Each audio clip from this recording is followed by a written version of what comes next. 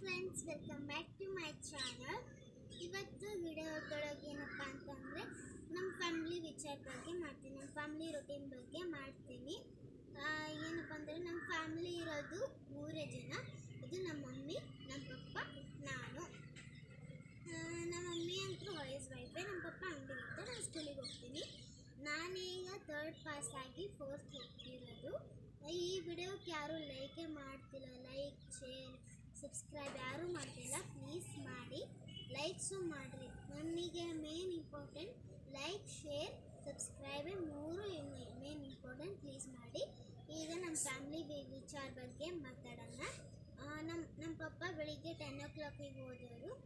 ಲಂಚಿಗೋಸ್ಕರ ಮಧ್ಯಾಹ್ನ ಲಂಚಿಗೋಸ್ಕರ 1 o'clock 1:30 ಬರ್ತಾರೆ. Half an hour time ಕೊಟ್ಟಿರ್ತಾರೆ ಹೋಗೋಕ್ಕೆ, ಮತ್ತು 1 hour ಟೈಮ್ ಕೊಟ್ಟಿರ್ತಾರೆ ಊಟ ಮಾಡೋ ಲಂಚ್ ಮಾಡ್ಕೊಂಡು ಬರೋದಕ್ಕೆ. ಆಮೇಲೆ ಮತ್ತು ರಾತ್ರಿ 9 ಗಂಟೆಗೆ ಬರೋದಂದ್ರೆ 9 o'clock ಬರೋದು. ನಾನಂತರೂ ಬೆಳಗ್ಗೆ 9:15 ಸ್ಕೂಲಿಗೆ ಹೋದರೆ ಸೀದಾ 4 o'clock ಸಾಯಂಕಾಲ ಬಂದು ಫ್ರೆಶ್ ಅಪ್ ಆಗಿ ನಂದು ಹೋಮ್ವರ್ಕ್ಸ್ ಎಲ್ಲ ಭಾಳ ಕೊಟ್ಟಿರ್ತಾರೆ. ಈ ಸ್ಕೂಲೊಳಗೆ ಭಾಳ ಹೋಮ್ವರ್ಕ್ಸು ಆ್ಯಕ್ಟಿವಿಟೀಸು ಅಂತ ಭಾಳ ಕೊಟ್ಟಿರ್ತಾರೆ. ಅದೆಲ್ಲ ಮಾಡಬೇಕಂದ್ರೆ ನಂಗೆ ಒಟ್ಟು 2.5 hour ಬೇಕು.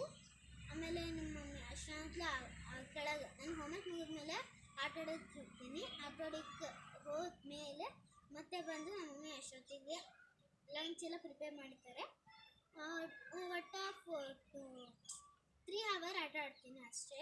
ಓದೋದು 2.5 hour, ಆಟ ಆಡೋದು 3 hour.